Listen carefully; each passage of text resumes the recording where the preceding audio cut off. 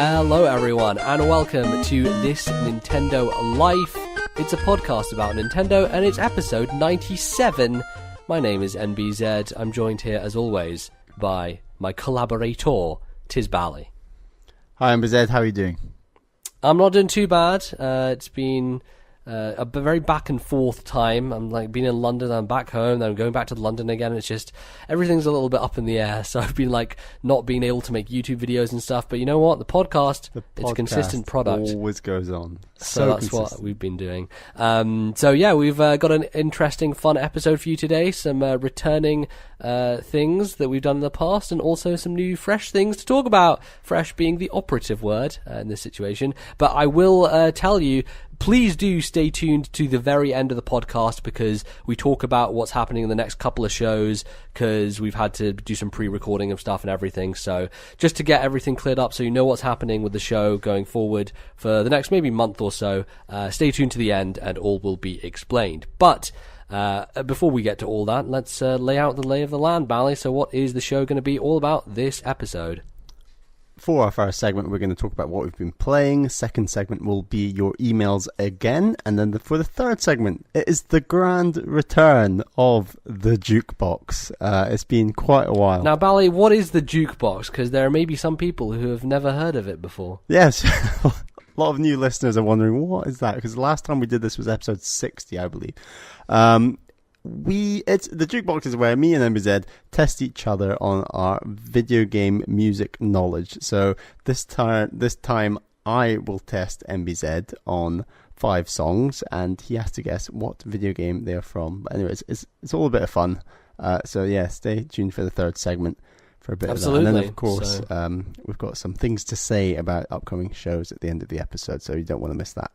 Absolutely. So let's get into it then, Bally. Let's talk about the video games, what we've been playing. How about we start with you with not the big hotness right now and talk about a Wii U game, because everyone is playing the Wii U these days. Hottest product, right?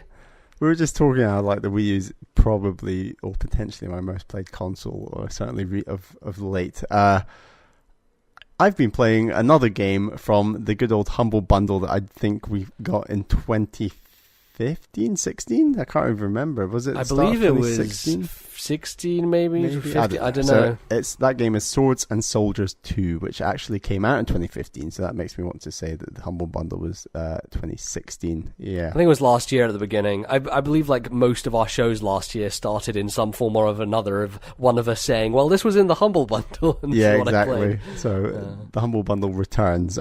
It's a 2D side-scrolling RTS / tower defense style game. It's not strictly purely tower defense because there is quite a lot of offense involved. Like there's the need in a lot of the missions, or most of the missions, where you actually have to advance your own army, but at the same time defend your base. But it's that common RTS mechanic of build up your gold, spend your gold on new units, and upgrade your units, and sort of building tower. There are towers in there, and that sort of thing. And there are 3 main armies. You've got your Persians, your Vikings, and then your sort of almost like demons, the Re-Dead sort of dark army.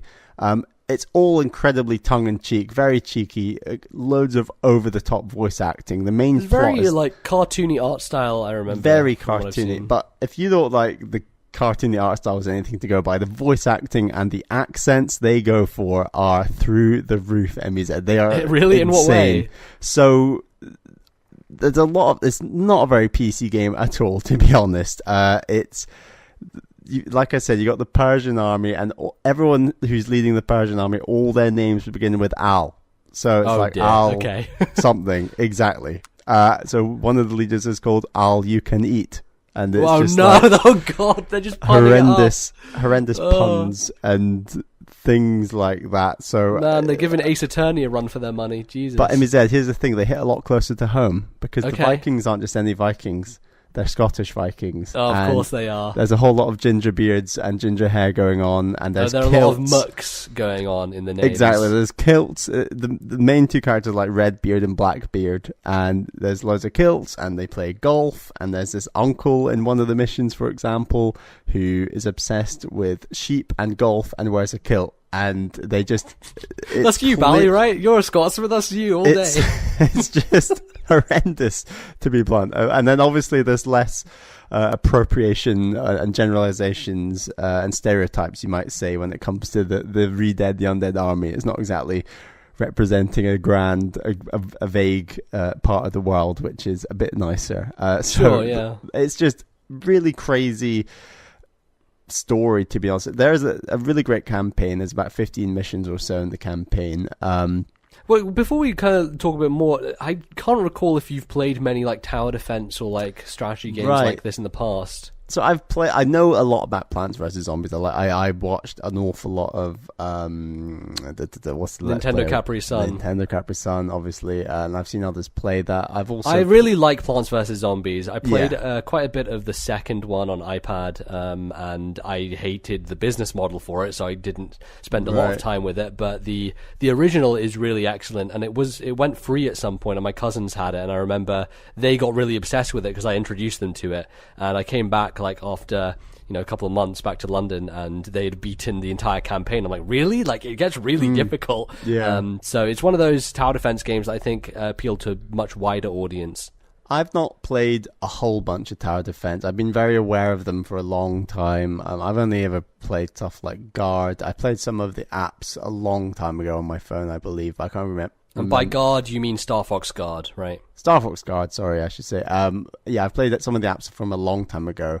And I thought they were okay. They're obviously fairly addictive, but then when you actually dig deep, there's not a whole lot of game going on there, and that's where this game I think steps it up. Like it's not just a case of I've got loads of money, I need to spend it all. Like, if you just spend it all willy-nilly, you will not do well. You really have to be careful about what you spend it on and how you time it. And because your units automatically advance, so the timing of when to play units is incredibly important, and obviously what units to play, what units to spend your gold on and stuff like that.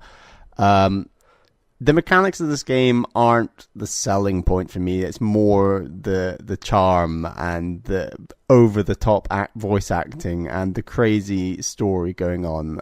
The campaign's fairly short. I think this game took me about 5, 6, maybe 7 hours. There's some like side... it's not side quest. I guess it's a side quest to the campaign, so there's not just those 15 main stages. There's more you can do. So do you feel that the missions then don't have much variety in what they're asking of you? Do you think there's not a lot of mechanical diversity, or what's happening with that? It's just not. Doesn't feel very complicated. It's like a real-time strategy game, really back to basics, I guess. They do ask you to do lots of different things on some of the missions, and some of the missions are really, really bad and like really badly designed, and the whole game might have taught you how to play in a certain way, and then all of a sudden it's saying, actually, you need to do this, and like you're given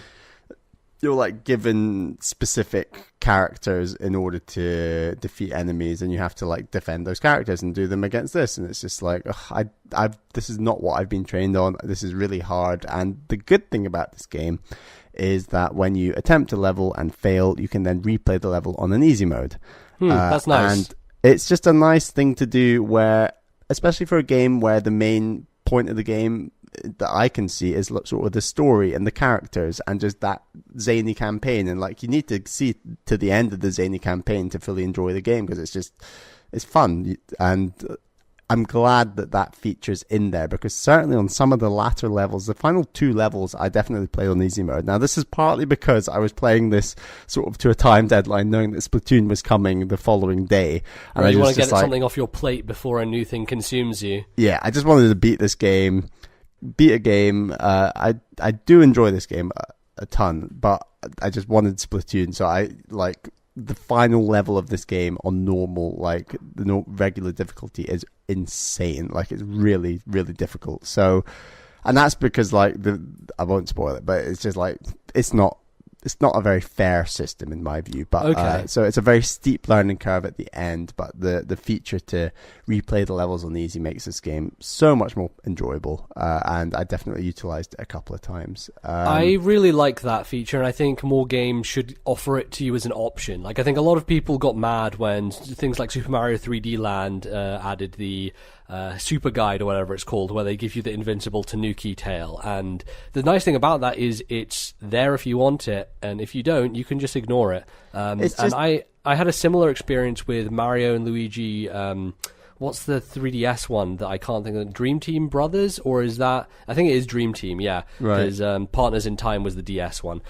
In that game, if you are having trouble against a boss, when you replay it, it will give you the option to replay an easier version of that boss. And pretty much every time I chose to do that, because those bosses were really stupidly overpowered in a way that you would have to grind for, and I just couldn't be bothered. So it just gives you that opportunity to get through and see the rest of the game without just being stalled on something for too long. I totally get it for games that are light on story or light on... They're just sort of very mechanics-focused games that right. I can see the criticism of having an easy mode, but when so much of the game is about, especially in games like RPGs, is about the story and like seeing the end of the game. And with a short game like this, it is a nice little funny campaign with loads of characters, and it's nice to see the end of that story and see what happens. Like, it's just a nice feature to have, and I would definitely recommend this game.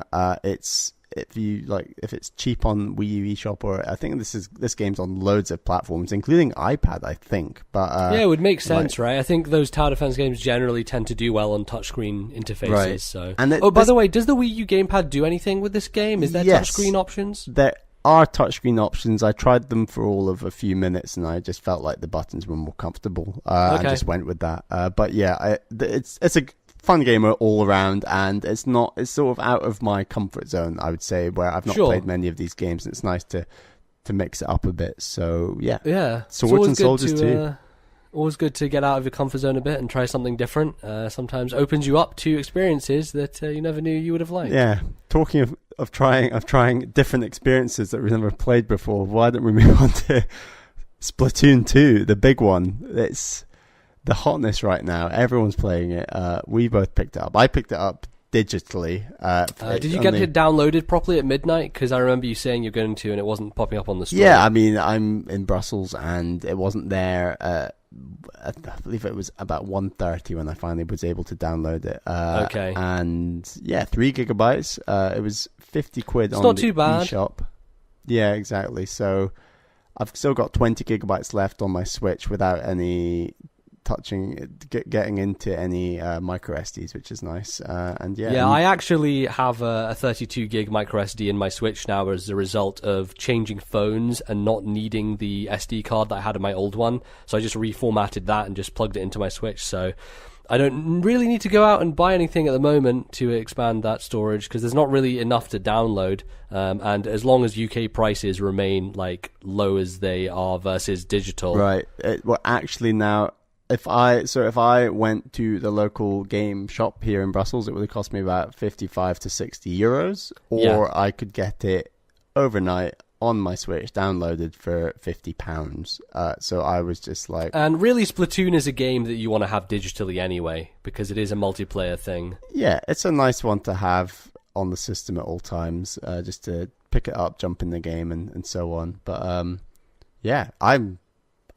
shall we say what we've played? I'm only level 8. I've not actually got to ranked yet. You've experienced a bit of ranked, and we've done we've done a few rounds of Salmon Run online together, which has been good. I've not touched a single player. I'm waiting to go away for that, but we'll get into that later. And yeah, what are your thoughts so far, MZ? So overall, I feel that Splatoon 2 is a solid sequel. I don't think it reinvents the book. I don't think it does anything crazy, but what it has are solid additions to a proven formula that not enough people got to play because it was on a dead system. And I think Patrick Klepek wrote an article about it saying, like, this is one of the more traditional sequels Nintendo has done in a while, but that's an okay thing. And I think especially for this genre, it's hard to think of shooters that really diverge that much from series entry to series entry. Like, you look at things like Call of Duty and Battlefield, and they're very iterative over time. Like, there are new campaigns, of course, every year, but the gun mechanics and things don't change that drastically. Like, Call of Duty always feels like Call of Duty, and so in that same sense, Splatoon still feels like Splatoon. And I think it's great because it is one of those games that is now being exposed to a lot of new people. And even on Wii U, it had a very strong community, so it's good to jump back in, and it's been fun. So I'm at level 13, I think, so far. There are some cool new additions in terms of the specials, right, that have been added to this game. That's something that stuck out to me was, in the original game, some of the specials felt not necessarily overpowered, but they could really screw with you in some bad ways, in the sense that a couple of them made you fully invincible, right? I think what they've done is they've toned those down to make them not so overpowered and potentially overcome by normal players if you're good enough. So the example I would give is with the Splattershot Junior, instead of having the shield bubble, which basically just protects you completely, and I think the bubble, if you were close to your teammate, would go around them as well, wouldn't it? The original? Yes, I believe so. Yeah, so that could really screw over a team if it was played properly. Yeah, just like 4 people all moving in at the same time. One of them plays a bubble, boom, all invincible, still massive firepower, like doing tons of damage. In this game, the Splattershot Junior now has an ability called Ink Armor, which seems like it just gives you a few more hits that you can take. So in a one-on-one confrontation, you will be able to survive longer. I think Ink Armor just gives you invincibility when you're in your own ink.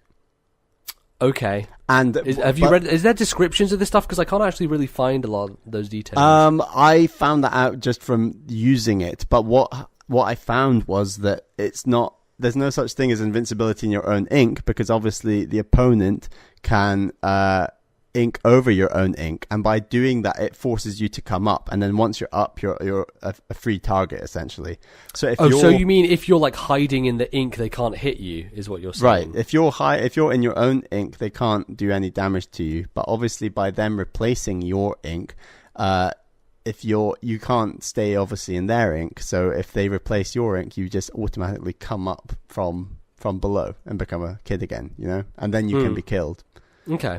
Well, yeah, and I think that's interesting because it still has to some degree, you know, the idea of the original, but it has been toned down. And the other one is the giant squid that you turned into with the roller, the Kraken. which was the Kraken, which was an invincible thing that people would just be destroyed by and had no way to fight back essentially because you couldn't kill it.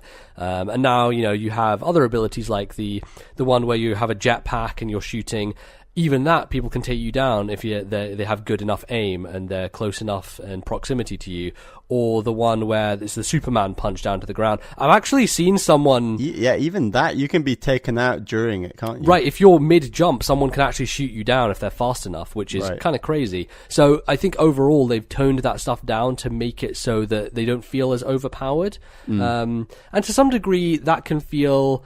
not as good because the whole idea of a special is that you've taken the time to spread enough ink so that you can build up to it and then, you know, use it consistently. Right. But within the confines of Splatoon, a 3-minute match, I usually am able to get 3 or 4 specials off if I'm playing well. So it seems like... But you're more likely to reach a special in Turf War because you're covering more ink in the first place, and that's how you build up the special. So when you're only playing Turf War, like you said, you're going to be able to get 3 or 4 specials, and it might have more of an impact. But if you're only playing ranked, you're generally putting down smaller amounts of ink, and therefore you're using fewer specials per match. Right, unless you're kind of going out of your way to deliberately build up your specials so you can turn the tide. Exactly, that might harm your team in another way if you're going out your way to get a special rather than focusing on the mission of the ranked or something. So yeah, there's a balance there for sure, going back and forth with it. But yeah, it's a cool like little change that I think has made things pretty interesting.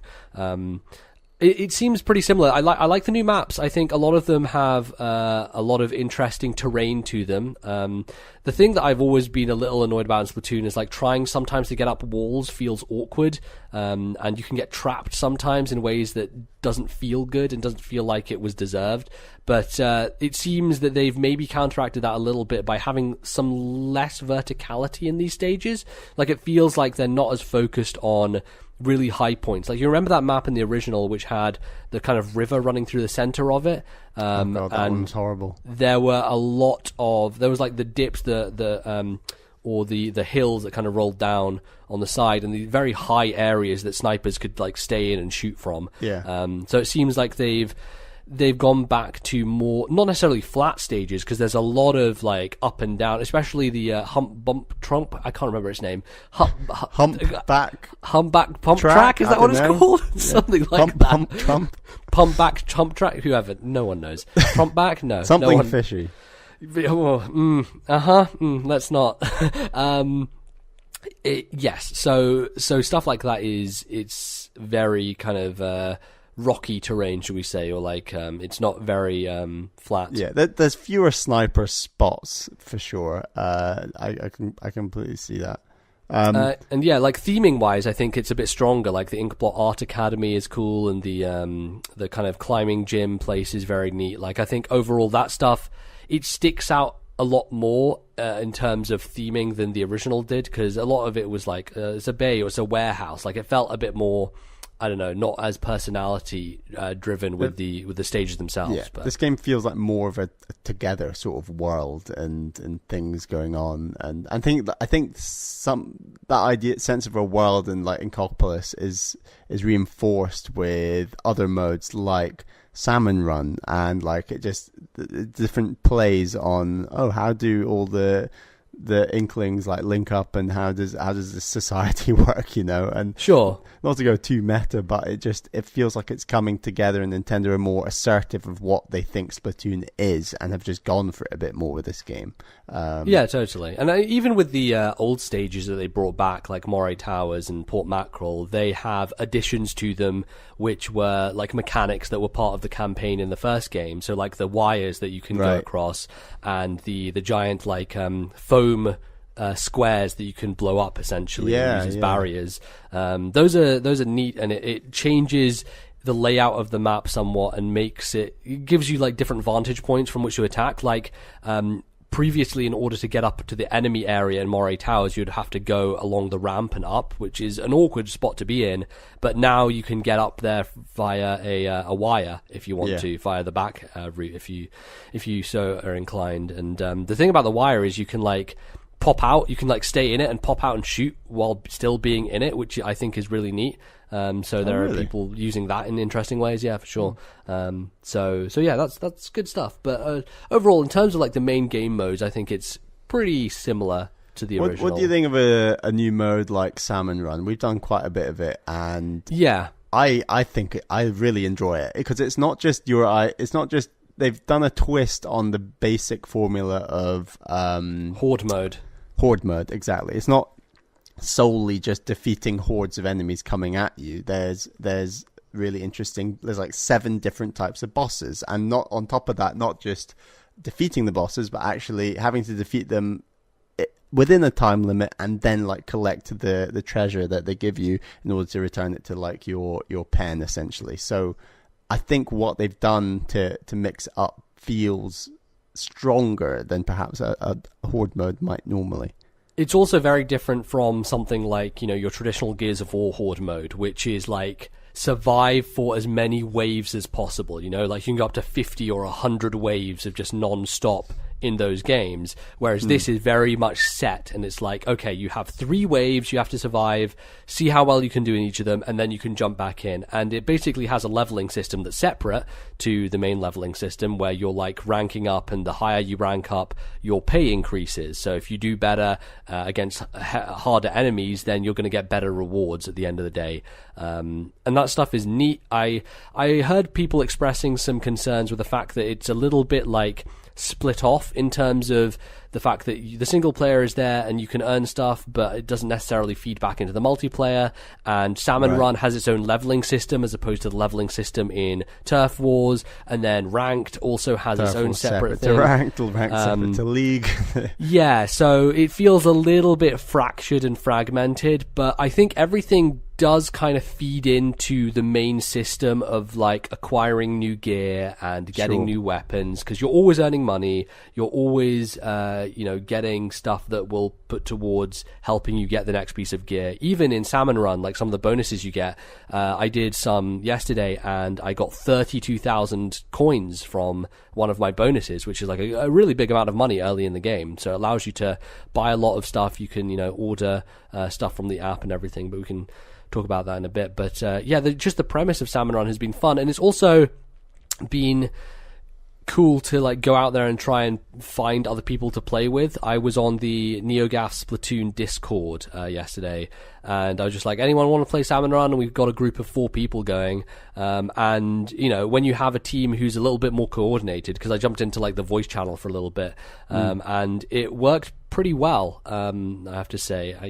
The voice chat stuff on the app is maybe something we want to talk about. MBZ? Does the Nintendo set up an app for you to do that? Yeah, they did do that, but yeah, I think that Salmon Run is a very cool addition, and something that I think a lot of people were annoyed by the fact that it is now in set time increments, but that seems to be because they are tailoring the experience depending on each day, where 4 different weapons rotate in and out each time. And I was convinced that like, it's just going to be the same thing again and again, but they have like different arena changes, not only in terms of the tide going in and out, but also sometimes fog of war happens, which is way more annoying than fun. There's also like 2 or 3 different arenas, I believe.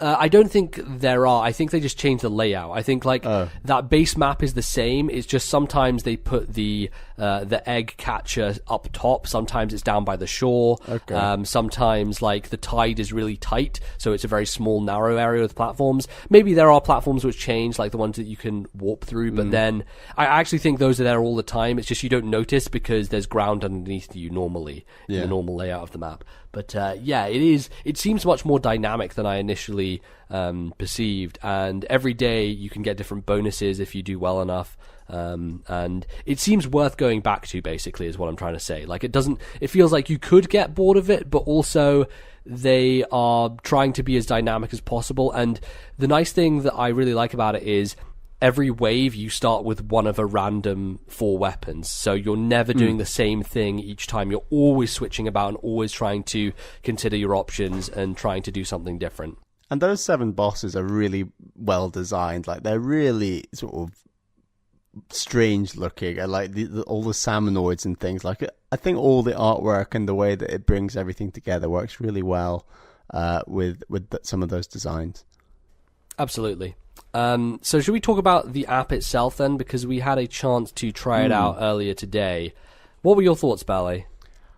Everything app related that doesn't link to voice chat, I've actually found pretty cool. Like, I thought, why do I want an app on my phone? I just want to have everything on the Switch. But like, when you're away from your Switch, and the ability to look at some of your recent matches on Splatoon through the app, and like look at your kill death, how much ink you covered, how you can even buy items through the app.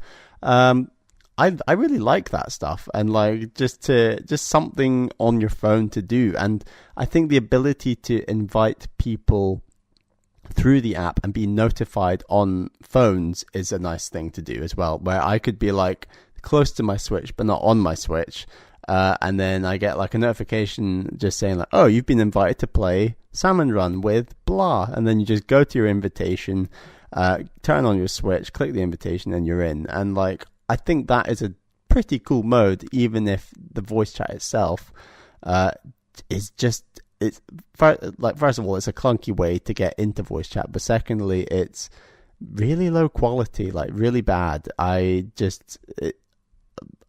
a bit speechless from those decisions, as I'm sure that like the whole of the internet the voice chat app sometimes makes you speechless because it cuts you off, like that's true as well. It's very delayed. Like, there's definitely noticeable lag going on. It's very low sound quality. And here's the thing that really just fucks it up is, and everyone's complained about it, but just not being able to lock your phone or turn off the screen or even use another app while this is running is just fucking unfathomable in 2017. That someone creates an app that can't multitask with another app? Like, what the fuck are they thinking? I know Nintendo have, been on their own system and they can't do things like multitasking between different things. Actually, they're getting better at that because you can access the eShop while the game is still open on the Switch now, which you used to not be able to do on Wii U. But my God, who the hell thought that was a good decision? And not only that, like, it fucks with apps if you're trying to use them at the same time. I was telling you, Bally, I was playing one of my podcasts through my speaker, and I switch on the Nintendo Switch online app, and all of a sudden the noise coming out my speaker just sounds like the podcast is talking underwater, or they're like in a car or in a radio or something. Like, really reduce the sound quality to this thing that sounded horrendous. I was like, what the fuck is going on? Did the app just cause that? And so I just closed the app and swiped it away from my screen, and it went back to normal. I'm like, Jesus, what is going on? Like, how do you have something that messes with the rest of your phone that significantly? Like, surely it doesn't require that much power to use or anything. It seems like an engineering fucking nightmare. Like, it doesn't make any sense. So that aspect of the app is just weird, but the stats it's stuff awful. is cool. And I can see it's weird that they've not utilized it yet at all for Mario Kart 8 Deluxe or ARMS, which are both games where stats would be welcome. But I can see for the future where Smash Brothers will eventually come, and it might be. I think it'd be quite fun to just look through tons of stats on like our versus record and stuff. Yeah, I mean, Smash Brothers already does a really good job of formulating that stuff and surfacing that stuff. It's a little bit deep in the menus, but it exists, and you can see like who you've played with the most and how many KOs and deaths you've had. Like, I remember us like looking at that stuff. It's all kind of a massive sheet of statistics, like an Excel document almost, deep in Smash 4. But I think the way Splatoon does it is really smart. The stuff that is good about the app is all to do with the Splatoon side of it, like Splatnet 2 or whatever it's called. And like you can see the last 50 battles you've been in, which is kind of a good amount to gauge like how you've done. And I've ordered multiple pieces of gear from the app, which has been really easy to do, and you just go into the plaza and talk to Merch or whatever he's called, the urchin, the merchandise urchin. It's called Merch Valley, you get it? It's a pun. This game is really loves its puns, like in a way that is a little bit sickening to some degree. Like I went through the first world, and one of the bosses you come across is Maria's just like going off on one with all these puns coming out. But in any case, I think that honestly, when it comes down to it, we're just going to be using Skype, and I'll use Discord to play with other people, and there's no reason for the voice chat thing to exist at all. Yeah. I mean, maybe they'll change it, maybe they'll update it, maybe they'll link it to the Switch in a better way where you can just do it through the Switch. Who knows? But like, at the moment, it's just not it. I don't think people will do it. There's just too many other ways to communicate with people. It's just not worth it. But like we've said, the other stuff on the app is pretty cool, and I want to see more. Yeah. I don't know if there's that much more to say aside from talking about the single player, which I've only played the first world of, which is very short. And what I think of that is it's basically the first game again, but with some different levels. Doesn't seem that distinct or different, honestly. And I kind of reminded myself that I really wasn't a big fan of the Splatoon single player. It's fine, but like applying these mechanics to more platforming based stuff, I don't think is that fun. It's okay. It does an adequate job, I'll say. And there's not a huge amount of like platforming stuff, but it's just laid out in a way that feels like that is more of a focus. And I don't like the mechanic of only having 3 lives, and then if you just accidentally fall off the side, that's one gone, and you have to reboot the checkpoint. I just think the checkpointing isn't that great. It's fine. I don't know. I think that the live system is stupid, and they got rid of it in Mario Odyssey. Why they're clinging to it in Splatoon has no idea for me. Especially because some of the later levels in Splatoon 1 were real annoying things to get through. I really enjoyed the single player in Splatoon 1. I've not touched the single player yet for this game, but I'll try and get that beaten for next time. And yeah, definitely, I'm intrigued by the single player. Let's just say, and overall, initial impressions, I'm just loving it. It is more Splatoon, but I do think they have legitimately made a new game with extra stuff, and I think they've done that well so far. And stuff like Salmon Run that we've mentioned. I'm intrigued by the league mode in ranked, sort of beyond ranked. I think that's basically just ranked, but for higher tier of play. I think that's what that is. I don't think, because it seemed like everything was the same. It's like Tower Control, Splat Zones, and Rainmaker. So the modes are the same and the maps are the same. So I don't really know what differentiates that. I need to do some experimenting and see how that is, because I think ranked was my favourite part of the first Splatoon, so I've not touched that yet, so I need to. Yeah, so ranked is pretty much the same. I don't think there's a huge amount of differences going on there. It's interesting seeing the different modes applied to these new maps, and then it's also interesting being back at a place like Moray Towers with Tower Control, which can be a very quick affair if you have a good team. Well, I'm sure there'll be a new type of ranked match down the line. I can't see them sticking with 3. Yeah, that's the thing. The one thing that I think that they needed to improve on in terms of the expansion to this game was there's the same ranked modes that they always had. And it's difficult to just come up with brand new modes, multiplayer modes, but it's a creative team. Nintendo are very creative. I'm sure they can come up with a bunch of different ideas. And now I'm thinking about it, a lot of these modes that are in Splatoon are like the similar modes are in Overwatch as well. And I don't know, they seem very different when you're not thinking about them, but when you put it together, it's like, oh, these are basically the exact same thing. So there's like a capture the flag thing in Overwatch, and Splatoon hasn't done any capture the flag, although I guess Rainmaker is their capture the flag, except the flag is a weapon, right? Yeah. Like that's Which the thing, they nice kind of twist. put twists on these things. It's good. It's Splatoon. It's good. I've played like 15 hours of it in the last couple of days, and here's the one thing I'll point out. Having this handheld is a dream. It's really good. I think that is the thing that will push me forward to play more of this than I did of the original. Yeah. Just because I have it to pick up and just sit and play anywhere. Exactly.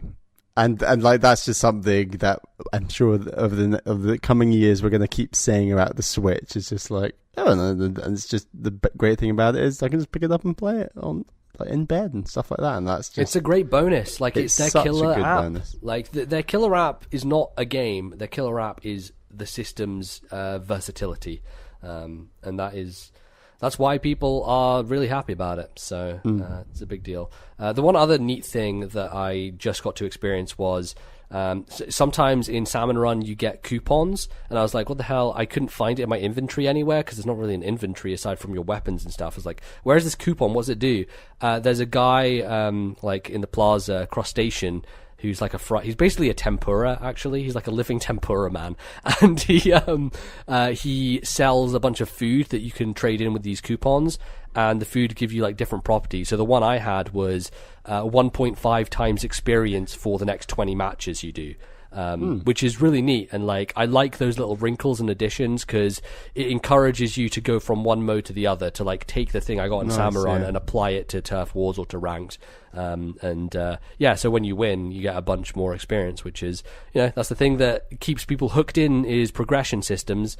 That's why double XP weekends are always things that people come back for, because it's like I can get more for doing less, so that's the way it is. But I think that pretty much wraps us up.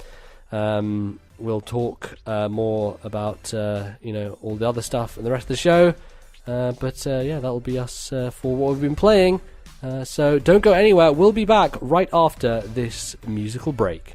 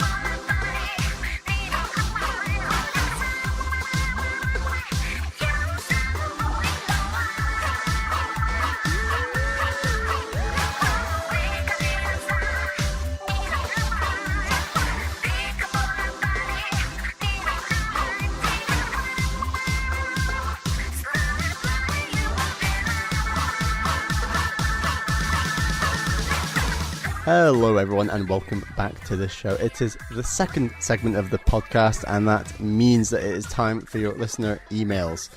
We've got quite a few this week. We put out the call and people responded, which was really encouraging actually, because we've got some really good ones.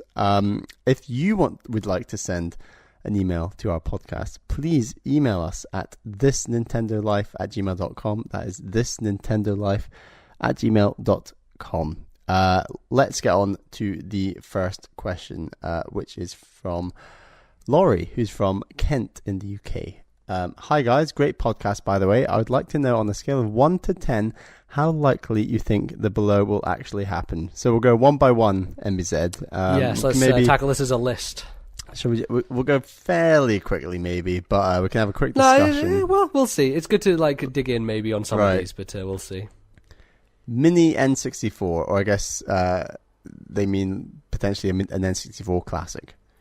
So this is a 10 on the scale, and the reason why is because they already had leaked documents, or I'm not sure if it was leaked or if it was like some copyright thing that had gone up, but Nintendo basically made another patent for the N64 controller. Looks pretty similar to what the Super Nintendo and NES kind of documents were, and so people are like, yeah, this is basically happening 100%. So that N64 classic, it seems like they're actually going to do it next year. You think it'll be next year? The way they've been going with this pace seems like that makes sense, doesn't it? Right? Like if they have one of these products every holiday, like if we're talking about the timeline of when Nintendo systems came out, next year could potentially be the Game Boy though. You're right, that is potential. Do you think they'll stick to home console only for now?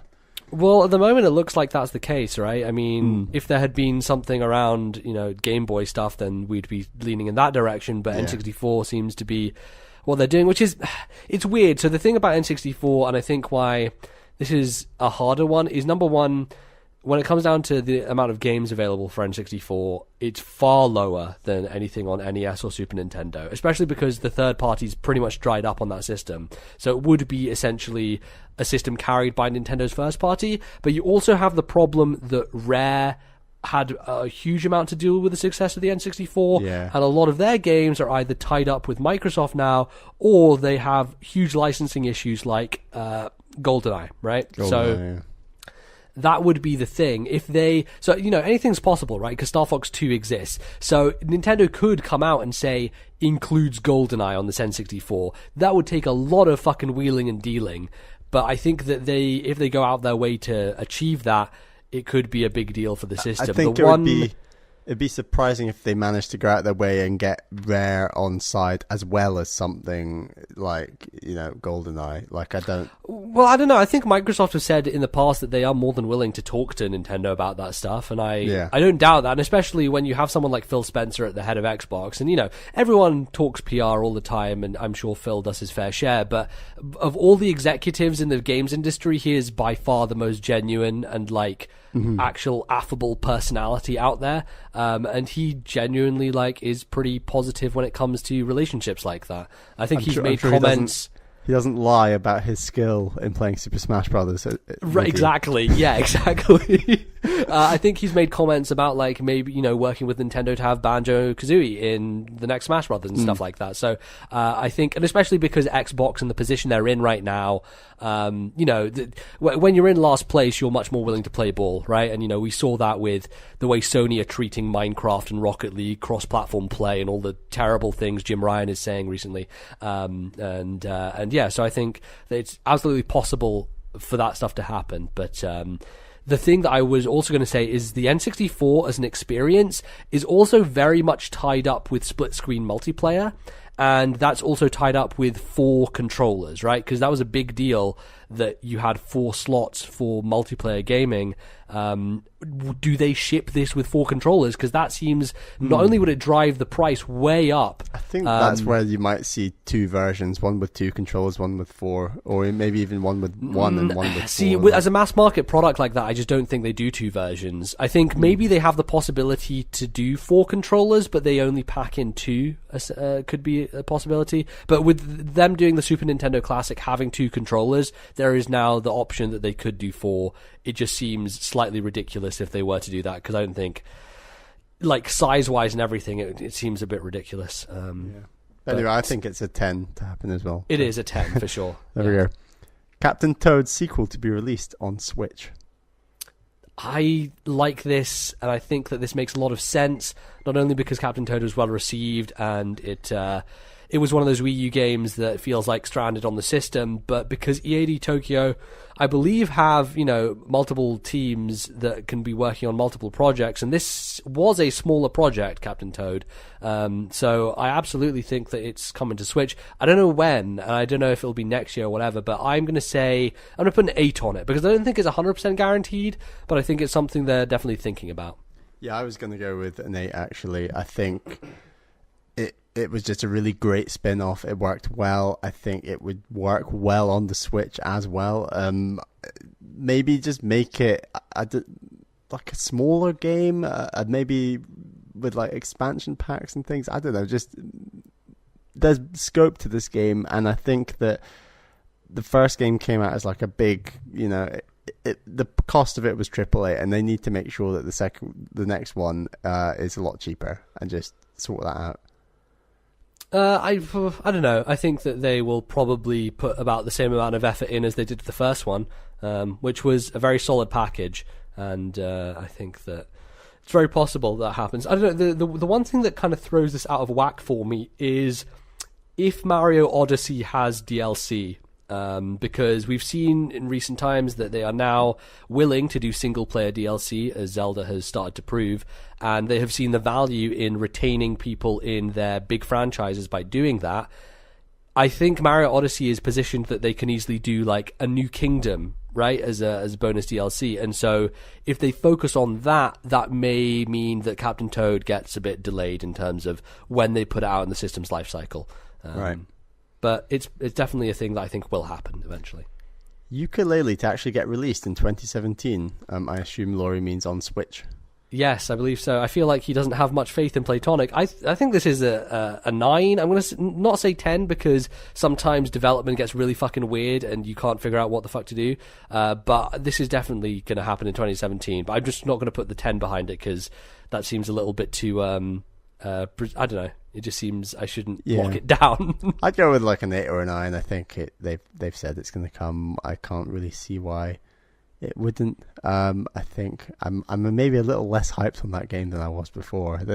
Some people have just said some things that have just put me off, is a strong word, but it's not getting me excited. Sure, I've not looked at it and said it seems it lacks a lot of polish that I like in those style of games, and it feels very, I don't know, it just doesn't scream out to me as something that I need to play. But hey, well, I'm sure there are a lot of people who do on Switch. We'll see. The next Zelda on Switch to be a successor to Four Swords with 2D top-down graphics and drop-in, drop-out multiplayer. See, I would say 2, Bally, but also Nintendo are fucking crazy, so... I'd go higher than 2. Okay, what would you go? I'd go as high as 5 or 6. I think that it's absolutely right to assume that potentially the successor to Breath of the Wild will be as far from Breath of the Wild as possible, and sort of a drop-in, drop-out multiplayer Triforce Heroes style game. While the downside is that Triforce Heroes came out fairly recently. Like, I'd be surprised if a multiplayer Zelda came out that soon. But something that utilizes Switch's, the online capabilities, the local wireless capabilities, all these things together, I think that it could be like a nice sort of casual Zelda compared to Breath of the Wild, which was just, 120-hour epic. So I disagree with you on the point of this being a successor to Breath of the Wild, because I think the true successor to Breath of the Wild in terms of the next 3D Zelda is going to hew much closer to that formula. But when we're talking about what the next Zelda game will be on Switch, I think we've both discussed in the past that 2D makes a lot of sense. Like, not only from a budget standpoint, but from a resources standpoint, in order to get something out quickly and more on time than they usually do with traditional 3D Zelda games. Yeah. So I think a 2D Zelda is likely. I just don't think it will be, in the context of what he said, a successor to the Switch. Oh, I don't mean successor as in to take place after Breath of... I mean, like, just, the next Zelda on Switch. The next Zelda, yeah. I mean, the next Zelda on Switch will probably be a 2D Zelda. Right. But yeah, if we're talking about like the sequel to Breath of the Wild, it will probably be very similar to Breath of the Wild with a lot of changes and differences. Yeah. But yeah. Yes. But I think that a sequel or a successor to Breath of the Wild might come after that 2D one, and you might see quite a lot more Zelda on Switch, depending on how the system sells and yeah. how everything So with that works. in mind, I'll probably say 5 as well, because I don't think it will be a Four Swords style multiplayer thing, because I think Triforce Heroes maybe proved to them that people don't really want that.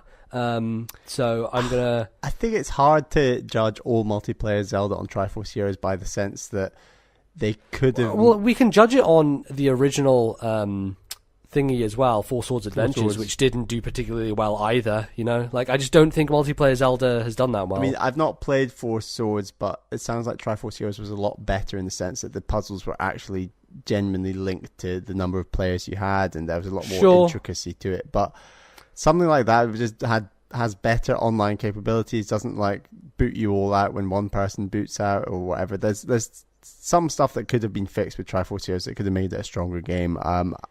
But I think it is maybe a risky formula to go with if they do go for a top-down 2D Zelda next, which, as we've said, is very, very likely. Sure. Zelda Ocarina of Time and Majora's Mask HD remake on Switch instead of obviously their 3D counterparts on 3DS. I don't know. Like, I feel like Nintendo, and maybe we should bring in the other part of this, which is what the chances of TP, Twilight Princess and Wind Waker being ported from Wii U to Switch, because I think these all kind of go together.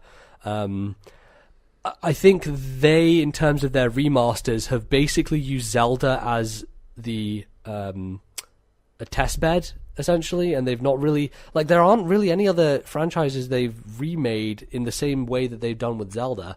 And it seems like the reason they do that with Zelda is because they have had a lack of alternate software in the Zelda universe to put out. Like, we talked about Triforce Heroes, that's one example of a spin-off game. There's also Hyrule Warriors, which is very different and still a spin-off.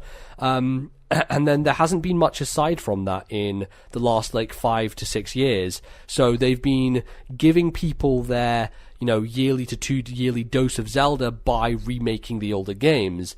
And they've said going forward that they want to try and have more spin-off titles so that people have that game in their brain, more often.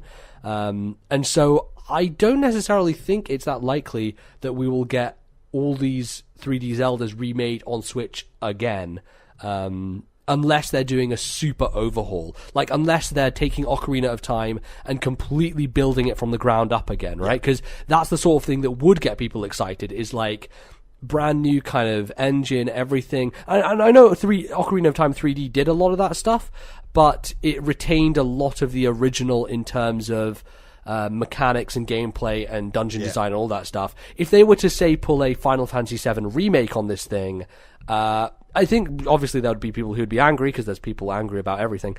But it would be cool to see them try and remake that game more fundamentally in this day and age, I agree. I think the likes of Ocarina of Time, Majora's Mask, Wind Waker, Twilight Princess, I'd say quite unlikely to come to Switch as a remake or anything. I think that you're right. Ocarina of Time is a prime candidate for a complete overhaul, HD. There's no HD version of Ocarina of Time. That's going to happen at some point, and I think that it will not just be an HD remake, but a real fundamental change to the mechanics and aspects of that game. That will be a complete overhaul, and I'm fairly confident that could happen in the Switch's lifetime. Just because of how popular Breath of the Wild is, how popular Zelda is, and obviously how popular Ocarina of Time is. It's also important to point out, the audience who grew up playing Ocarina of Time are the people coming back to Zelda with Breath of the Wild now. I think a big part of that audience is people who maybe the one Zelda they've played is Ocarina, and it was one of their favorite games, and now they're playing Breath of the Wild and oh no, yeah, I really love Zelda, this is really good again. So it's a great demographic that they can hit for the nostalgia's sake of things, and I think it will do very well. Finally, a Switch XL released with 2 years with a bigger 1080p screen and bigger Joy-Cons. So this goes like in the opposite direction from I think what a lot of people have been saying, which is like shrink the Switch down, make a Switch Mini, have it more portable and that kind of thing. This is just like, hey, go the iPad Pro route and just make a massive fucking thing instead. I don't know. I think that this is actually possible, if only going by Nintendo's past of XL models, right? Like the DS brand has been tied up with the XL idea. And we've seen that generally when it came to 3DS, bigger was better for most people. Like we saw the XL version always outsell the standard version. And I think people just like things big. You look at fucking smartphones these days, like the iPhone 7 Plus or whatever is just, it's basically an iPad, you know? It's just fucking enormous piece of metal and glass. And I think that if Nintendo kind of follow that trend, we could get an XL instead of a Mini. I just don't know if that's what people want, but it seems like a lot of the market does, because it seems those like big versions of phones sell very well. It's interesting because with Switch, like, why go XL when ultimately you are still just putting it in a dock and blowing it up on your huge HD TV screen at home in any case, which is something that we obviously never had with 3DS. So I think the arguments for going smaller rather than bigger with something like the Switch are definitely more tangible, in the sense that you can still have a really small Switch and that blows up to the size of your HD TV at home. Right, yeah. And obviously makes it more portable, could potentially have a much higher battery life by being smaller. I'm still confused as to whether they go smaller or bigger. I think they might do both at different stages, but regardless of which one they pick, how you utilize existing Joy-Con with a bigger or smaller screen. I mean, essentially, I think it's very likely that they'll have to release smaller and bigger Joy-Con. So if people are having to buy everything all over again, I'm hesitant as to like how they can get it to link seamlessly to the existing system when it comes to peripherals and things. Yeah, I think that's ultimately the biggest problem, is you don't want to make these Joy-Con that they're putting out into the market defunct if you have to just buy a Joy-Con which is slightly larger just so it fits on this new rail for this new Switch. Like, that just seems inefficient and just a bad use of resources. There's a possibility that the screen is bigger but the rail is still the same size, so you hold it but you're not holding the entire, like, it bleeds over the edge. That works for bigger but not smaller, you're right. Right, so I mean smaller, yeah, it's you could do it with smaller, but it would again be more to do with shrinking the entire dimensions, and I don't know, it would be, it's just weird either way, right? It's just a really tough problem to solve, and that's why I'm not sure that either are going to happen too soon, because we're going to see them, you know, put a bunch of Joy-Con into the market, a bunch of people are going to buy them, and then people are going to get to the stage where like, well, I have to buy more, like, you know, it's just it's annoying. Although Nintendo have never been one to shy away from a fuck ton of peripherals, so maybe they just do it and don't care. Yeah, bring out the small Switch with all its accompanying Joy-Con. And I guess the old Joy-Con will still work with it, just not the rails. Like, it not the rails, it'll still work like for wireless, as a wireless controller at home or even on the go. So maybe they're just going to bite the bullet on that one. I don't know. But in terms of like a bigger one, that would be a Nintendo thing to do, so I wouldn't put it past them. But in terms of number on like an XL coming within 2 years, I'd go for like 7 or 8. Like, I think it's pretty likely. Boy. Yeah, I'm going to say 6. I don't think it's that high up their priority list, especially when they just need to get Switch product into the market as it is right now. So we'll see. Well, this will develop and we will eventually find out. Thank you for your email, Laurie. That's nice. It's nice having a hypothetical list of things that could happen. That was fun to run through. Our next email is from a friend of the show, Liam Robertson, who's obviously from the UK. Make sure to check him out online. With Nintendo finally releasing Star Fox 2 from their archives after so many years, it seems to offer a slither of hope for other unreleased games finally making their way out too. In an ideal world, which cancelled or unreleased first-party Nintendo games would you like to see return? Personally, I'd love to see what Marionette was all about. For the uninitiated, Marionette was a mysterious pet project of Miyamoto's during the GameCube era, a puppeteering game in which the player manipulated a puppet of Mario. I don't think it got very far, but it sounds completely bizarre, and I love seeing Miyamoto exploring quirky, experimental concepts like this. Cheers, Liam. Yeah, it's a very interesting question, and I think over our years of like consuming games media when we were younger and stuff like this, there have been a lot of games that I remember seeing in magazines and then they never came out, and I was always like, oh, that's a shame. and I think the GameCube era is a nice nexus for a lot of this stuff. Was there anything that stuck out to you, Bally, as things that you would have loved to see? The biggest, most obvious one that we were shown so much around the GameCube era was, of course, Mario 128, and we know that it broadly changed into Pikmin in some ways. So I think the ideas... So this was basically a tech demo, essentially. So I don't think Mario 128 was ever actually a video game. It was, hey, look at our technology. We can render this many Marios on one screen at one time. This is what the GameCube is capable of, essentially.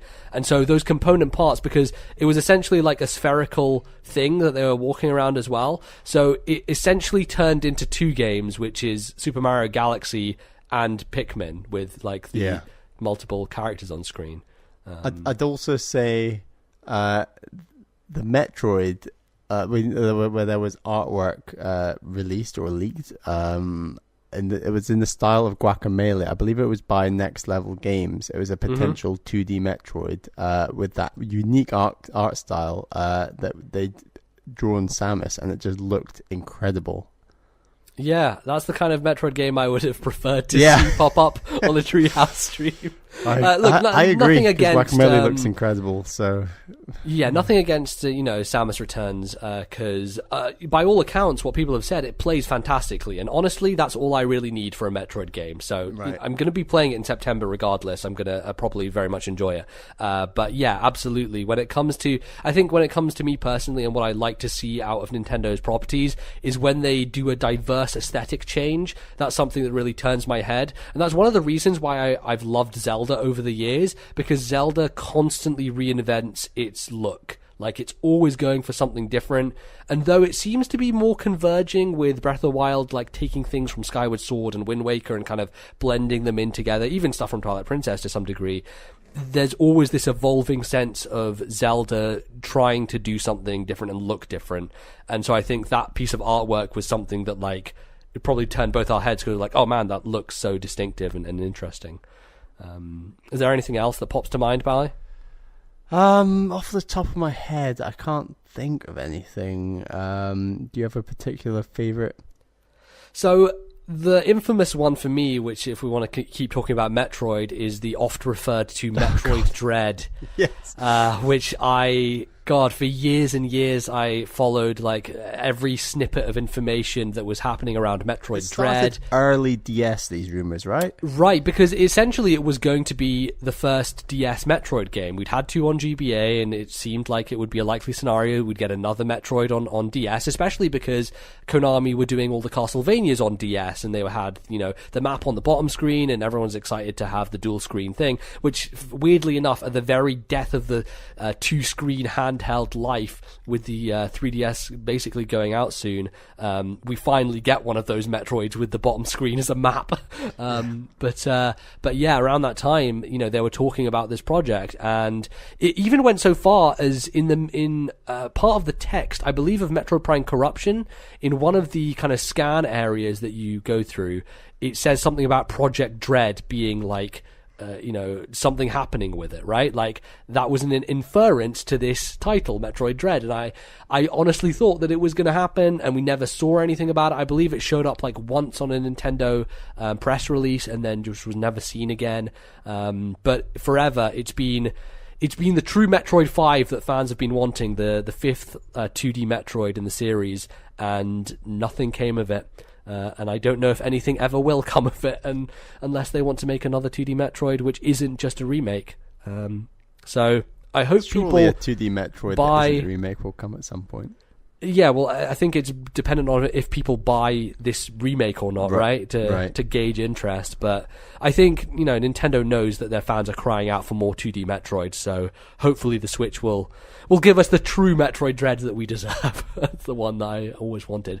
The other two, which is why I was talking about the GameCube era, is Donkey Kong Racing for GameCube. What the hell happened to Donkey Kong Racing? That was one which I looked up in magazines all the time when the GameCube was just coming around, and screenshots for Donkey Kong Racing were all over the place. This would presumably be the successor to Diddy Kong Racing. Artwork for that game is literally on the GameCube box. You're right. If you look at the back of the GameCube box, it's got like screens from a number of games, mainly launch titles like Wave Race, Pikmin, Luigi's Mansion, Rogue Squadron. But I swear it's also got like Donkey Kong riding on Rambi in like Donkey Kong Racing. Because that was the pitch of Donkey Kong Racing, was it was using the animals and doing different the styles of flying and underwater that was in Diddy Kong Racing, but instead of carts, you were actually using characters from the game, like the fin animal. I can't remember what the hell it is. Marlin, the water one. It's like a I can't remember his name, but yeah. There was footage, I believe, of like underwater swimming, with that as your underwater thing you would use. It looked really cool, and I thought that would be an early GameCube title, and it never appeared. Nothing happened with it, so that's a big one. And then the other one is Meowth's Party, which wasn't really a game. It was, again, like Mario 128, more of a tech demo. But it was this thing where Meowth was, like, singing to a bunch of other Pokemon in this lounge. I don't know if you remember this at all, Bally, but it was this really weird thing that I was very into, because I was into Pokemon at the time. I was like, oh yeah, when is this going to come out? I had no idea what the hell it was, but there were quite a lot of like cancelled Pokemon projects, or just really random projects that did actually come out, like Pokemon things like Channel. Pokemon Box as well. Pokemon Box, how is that a retail product that exists? It's literally a deposit. Pokemon Dash. DS, weird. Yeah, that came out as a launch title, didn't it, man? There are a lot of weird Pokemon spin-offs, but anyway, Meowth's Party was one that was just like, it wasn't a game at all. It was just showing off the visuals again of the GameCube. So that's the thing. And then in terms of stuff which isn't necessarily first party, but you know that when they were making the Oracle games, the original pitch was that for there to be 3 because of the Triforce instead of 2. Yeah. I would have really liked to have seen what that third Oracle game would have been. What would it have been called? What would it have been I'd named be so after? burned out by the third one. Yeah, you're right. You would be, for sure. But I guess that's partly the reason why they made 2, probably resources as well. But like, it was interesting that it ended up being 2 and following the Pokemon model, because that had been quite successful. But the original idea works much more in the Zelda universe, because there are 3 parts of the Triforce, right? So having 3 games would have been an interesting thing. I wonder if they'll try that again at some point. I guess Triforce Heroes has Triforce in the name, so to some degree you have that. But that would have been a really interesting one to see what happened there. And then a couple of others. The more modern one, let's say the GameCube one first, because this was part of the Capcom 5, of which 4 came out, because this one never released. It was called Dead Phoenix, and it was basically a third-person kind of almost Kid Icarus style game where you were flying around. Like, it was a third-person action game essentially, and there's like very small amount of footage of it out there. But all those other Capcom games came out, things like Beautiful Joe and Piano 3, and even Resident Evil 4, and eventually those all went to other platforms as well. I think Piano 3 is the only one that didn't actually go to another platform, weirdly enough. The most forgettable of them all, and yet the one which I remember the most, because back in the day with like Nintendo magazines, there was a DVD that happened that I watched a bunch at one Christmas, and it had footage of Piano 3 on it, so that's why that's stuck in my brain. Wow, I know, but Dead Phoenix is part of that series that just never got off the ground. So that's the old one. The more modern one is Mega Man Legends 3, which was going to be a big 3DS game. It was one of the first 3DS games we knew about. There was footage of it, and the reason I kind of tie this together is there was this Australian dude we watched on YouTube who literally got the YouTube channel Nintendo 3DS as the name of his YouTube channel. And he just did a bunch of 3DS news and coverage around the launch. And I remember you watched him as well, because I turned you on to him. and he talked a lot about Mega Man Legends 3 coming out, and then it was eventually cancelled because Capcom suck. Funny that should I say these other 3 games that are not Nintendo, the Oracle game, Dead Phoenix, and Mega Man Legends 3, all Capcom. Funny that. In any case, that was a game that I was really interested in because I'd watched a little bit of Mega Man Legends 1 as a Let's Play, and I was interested in the concept, and I was going to download the demo because one of the big pitches was we're going to have this big demo for Mega Man Legends 3 on the eShop when the eShop launched, because if you remember, the 3DS launched without an eShop. Great job, Nintendo. That was real smart. And so that was going to be a big deal, and then radio silence, and it never happened. So that's the other one that I would have loved to see. But there are a lot of really interesting things from Nintendo's past, whether they be first or third party, that I always want to know about. And one of the most interesting ones, which I'll point you to a video of Liam's, is Project Hammer, which is a game around the Wii era that never came out. And he did a fantastic deep dive into the history of what happened with that game. So you go check that out on YouTube, because it's very interesting stuff. How about our final and most important email this week, of course, Bally. This is like deciding the fate of the universe. This email's from Daniel W., who is from the internet. Hey guys, long time listener and first time writer. So I was wondering, are you Team Marina or Team Pearl?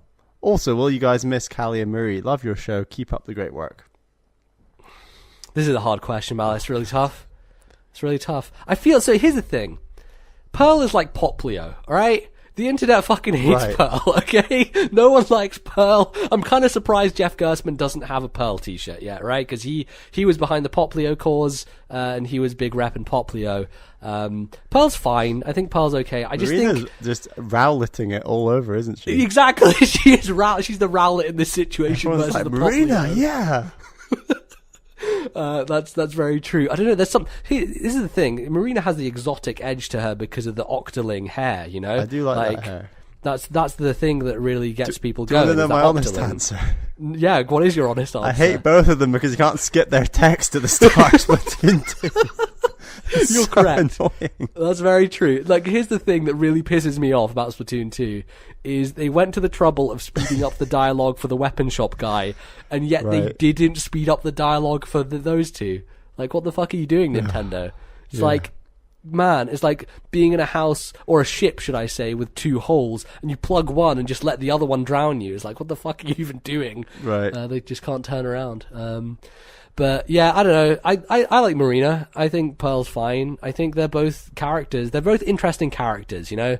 Would I buy an amiibo of either of them? No, probably not, because amiibo is stupid. But do we miss Callie and Marie, Molly? Well, without spoiling anything, I know that they're involved in some way with this game, so I don't want to...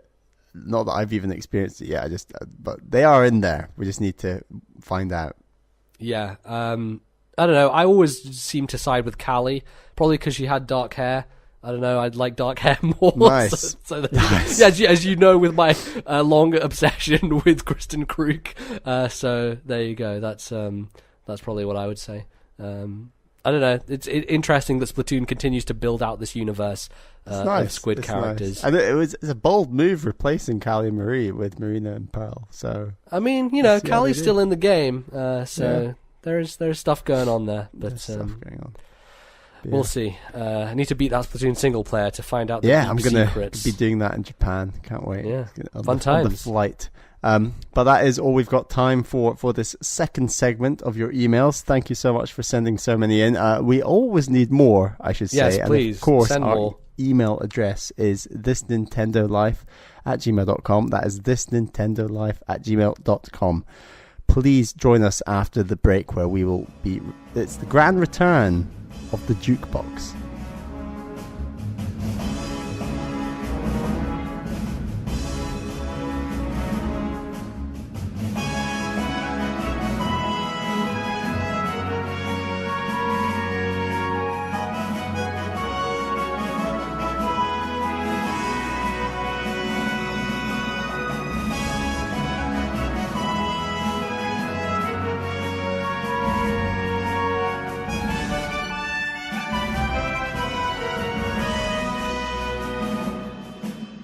All right, everyone, welcome back to the third and final part of today's programming, in which we return to a long-lost segment, which I don't remember the last time we did this, Bally. Can you recall and tell me? According to our document, it was episode 60. Man, that's actually pretty long time ago, way longer than since the last time between other episodes. That's about 60 weeks ago, so like a year ago. You're right, man. That's ridiculous. So for the uninitiated, for people who've started listening since that happened, this is the Jukebox, a segment which is basically ripped off from Radio Trivia Podcast Edition from Nintendo World Report, but we do it much faster and looser, and it's basically about me and Bally going head-to-head in guessing music from video games. And last time, I tested Bally, so this time it's back on Bally's shoulders to throw me some songs to guess from video games. Bally, do you want to lay out the rules of what we've got going on here? Yeah, so the rules are that I'm gonna play 5 songs to you one at a time, and we're gonna play it, and then you're going to guess what the song is and what game it's from. Generally, we're gonna say 1 point per song. If you get the main point is for the game. Getting the name of the song or where it's from in the game is like just an extra bonus. But so 5 points up for grabs. Why don't we get into song 1? All right, let's do it.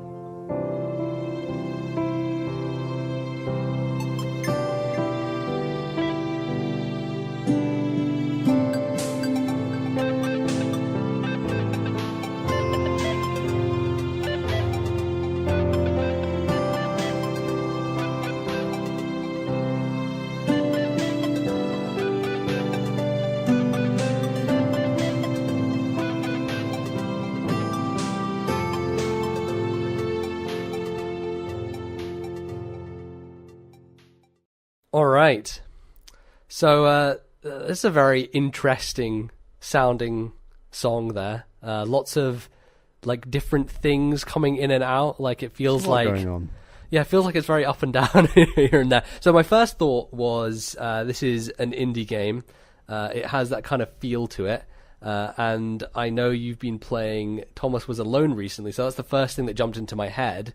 And I was like, no, it's not. It doesn't quite have that same feel to it. Because I remember, like, I think I picked out one of the songs from that soundtrack to put on the episode where you talked about it. And then I'm like, this isn't quite the like main theme of Bit Trip, but it basically feels like what that soundtrack is. So I think that this is a song from, and let me get the entire name correct, Bit Trip Runner 2 Future Legend of Rhythm Alien, to state is that your it in full. Final answer, MBZ.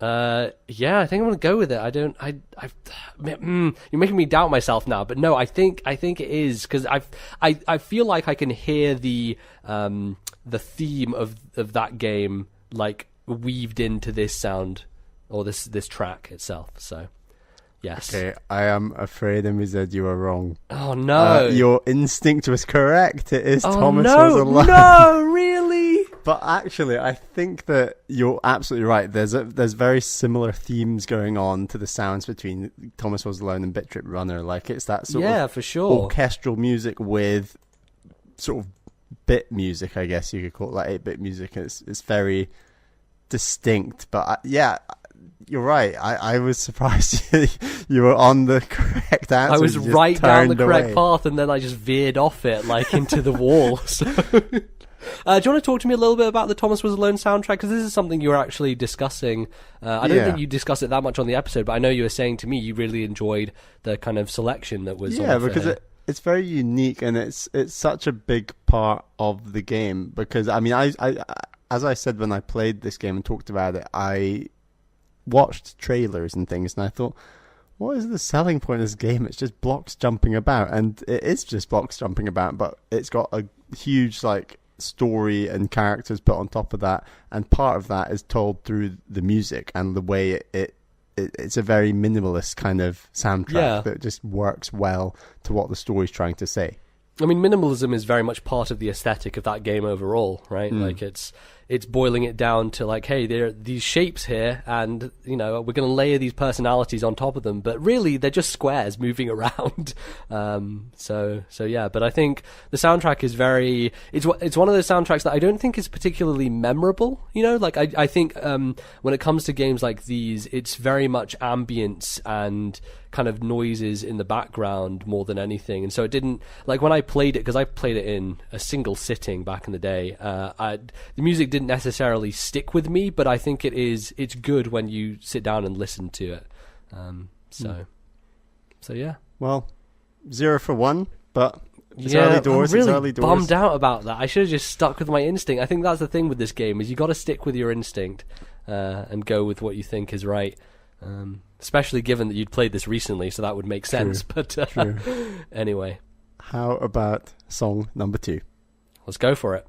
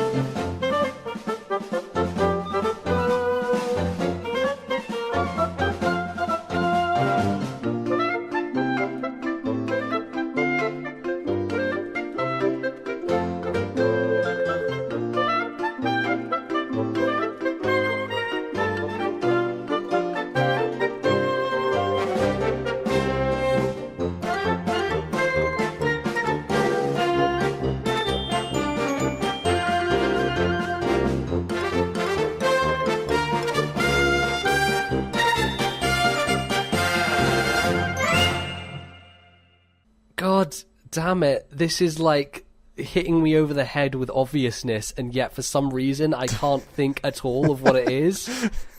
I know this song, it's in my brain. That's the beauty of this game. It's oh my god, it's so hard. Like, it's the thing is, like, music is one of those things that sticks out so much in memory. I think that's why a part of music is tied to nostalgia, right? But when it comes to, like, sometimes nailing it down, like what the fuck it actually is from, it's really difficult.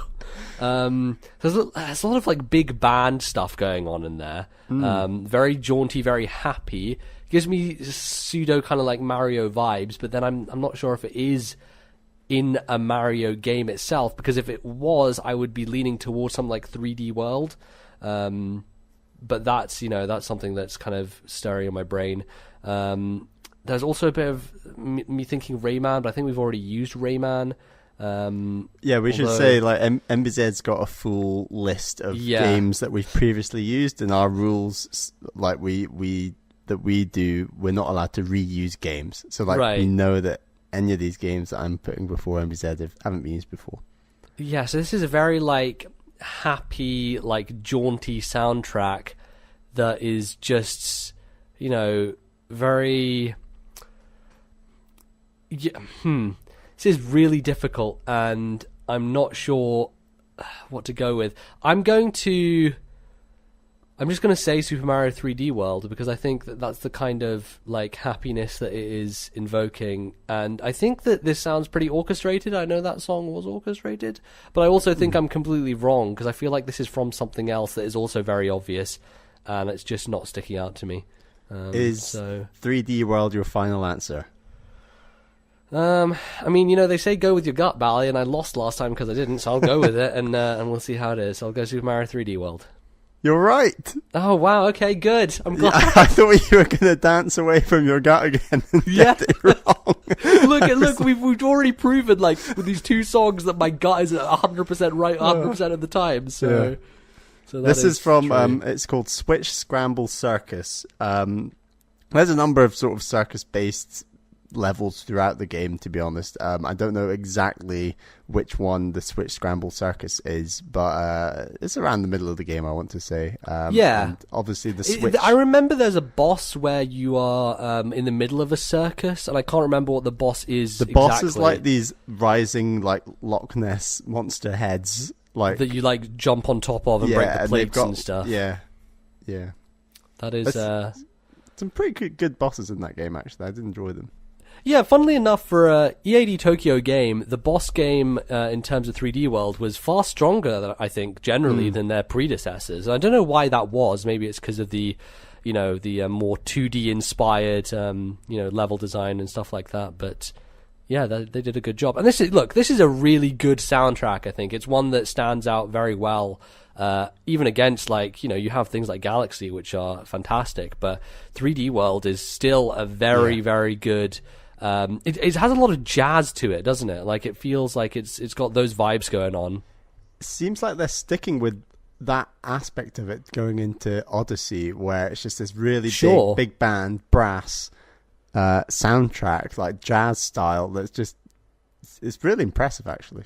Yeah, I think Odyssey definitely is going to pick up the big band mantle there. If we're going just by the kind of title song alone, and the fact that we're getting vocals as well in Odyssey, which is kind of crazy. Like, that's one of those things that you never really think about. But a lot of video game music is like devoid of any vocals whatsoever, aside from. Yeah, like the ones I can think of are like the ending theme to Xenoblade Chronicles has vocals. Like, oftentimes ending themes will have vocals in them, but this is a title track for Odyssey, and it has like full voice going on. So I wonder if that's a theme that will carry on throughout the soundtrack of Odyssey. But yeah, 3D World is a really good soundtrack. Do you own this soundtrack? Because I feel like you might have got it from Club Nintendo or something. Or was it just Galaxy? It was available, but I think I might have already spent all of my points because I bought we both bought actually the Link Between Worlds soundtrack, which pips it for me. It beats this soundtrack in my view, but there's few games that beat Link Between Worlds when it comes to the soundtrack. So sure, it's a hard thing to do. Well, MZ 1 out of 2 songs down, 3 to go. All right, let's go for the third one.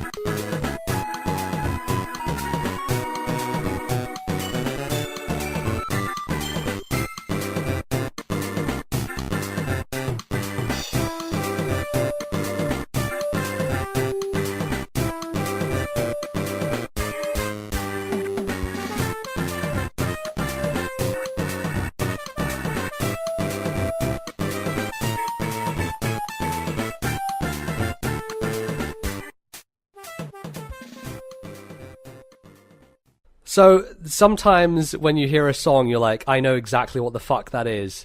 And I don't think that I necessarily do, but the first thing that jumped into my head, I'm like, oh, it has to be that. Like, it must be that. That's what it is.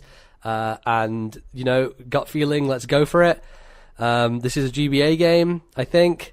It's a game that I remember playing a lot back in the day, and we can talk about that when we talked about it. I think this is Sonic Advance for the Game Boy Advance. Is that your final answer? I'm going for it. I'm being bullish. If I'm wrong, I'm going to feel so bad. You're right.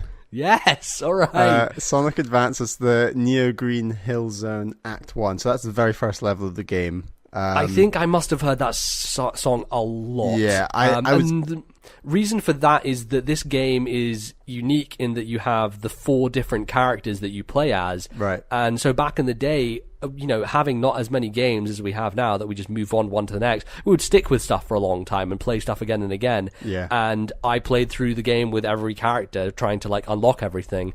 So going through that first stage, especially because the special stages in Sonic Advance, you'd have to find the area and then go through the stage, and if you failed, you have to do it again to get the Chaos Emeralds. So trying to get back to that place again and again after dying and not being able to do it is something that I think contributed to this just being burned into my brain. Yeah. And why I had such a visceral reaction to be like, oh, that's what that is. I was tempted to go for a song later in the game, but I thought, am I going obscure? Is this obscure enough? I thought this is a good middle point. I'll go for a fairly obscure game, but I'll go for the main stage. Sure. See if you can do it. So yeah.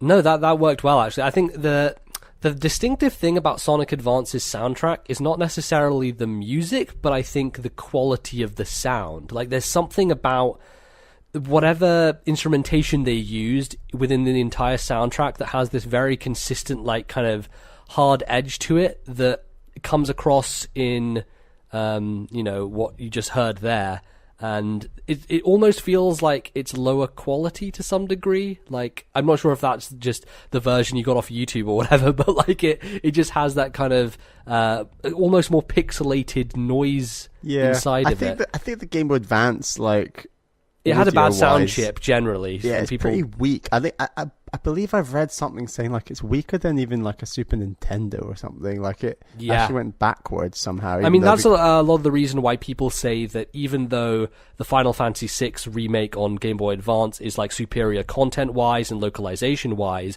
the soundtrack is just nowhere near as good because of the GBA stuff going on. Yeah. So, do you remember playing a bunch of this game? Because I think we both owned it, and so I remember being at whatever health club places we used to go to and David swim Lloyd. and all those places. I remember just sitting outside this one time. I think one of our other friends was there as well, and just playing the shit out of Sonic Advance, all of us playing Sonic Advance. But we went beyond that. We'd link this to Sonic Adventure 2 Battle on the GameCube, and I had my link cable, and you got the Chow Gardens, and then you can do all that stuff, and the game's linked, and it was just great. It was a really good game. And then obviously there was Sonic Advance 2 and 3. I believe you picked up 2? No, I never played either other Sonic Advance games. The next Sonic game I played was Rush, which I love Sonic Rush, and I think that's a very underrated Sonic game that a lot of people forget about. When people talk about modern Sonic is really bad, Sonic Rush is a great game. None really of these games have come to Virtual Console, which is a great shame because I thought Nintendo and Sega were on better terms than that might suggest. So yeah, it's actually surprising because they are good games. I feel like one of the Sonic Advances or something might be on Wii U Virtual Console, but I haven't checked that service in a long time, so I don't actually know. But for sure, if this came out on Switch, I would love to try the second and third game in the series, because I don't know if they're actually as well liked as the first one. But I think Sonic Advance and Sonic Rush, here's the thing, a lot of people talk shit about Sonic, and rightly so, because I think a lot of the 3D era stuff was bad, and in the recent years with Sonic Boom and all that horrible nonsense, it's kind of gone to shit. Let's not talk about that. But the portable entries for quite a long time I have thought have been pretty decent, consistently solid, and I have personally enjoyed them. So I think they're games that don't really get talked about. When people talk about Sonic, they're talking about the console entries, the old 2D stuff or the new 3D stuff, and people forget about the GBA games and the DS games. And they're actually good. There's now 3DS games, aren't there? Well, the 3DS game is a Sonic Boom one, so let's not talk about that. Is that the only one? I believe there are 2 Sonic Boom games on 3DS. So but there's another one unfortunately, coming, isn't there? yes, but the ones coming are Sonic Forces, which is the 3D one, which is coming out on Switch, and also Sonic Mania. Mania, yes, Mania is the one that is also coming out on Switch. So I guess going back to the kind of old school Sega days with that one. But I see the thing I like about Sonic Advance is it takes the DNA of those old Sega games with Sonic and makes it a bit more modern in terms of the look of Sonic, and like his spin dash seems easier to pull off and stuff like that. I don't know, stuff about it that I really enjoy, and yeah, it's a good game. So you've recovered this time, MZ. You're 2-1 up. Look, if my gut had been acting the way it should be the entire episode, then I would be 3 for 3. But sometimes you let it go. Let's go for song 4. All right.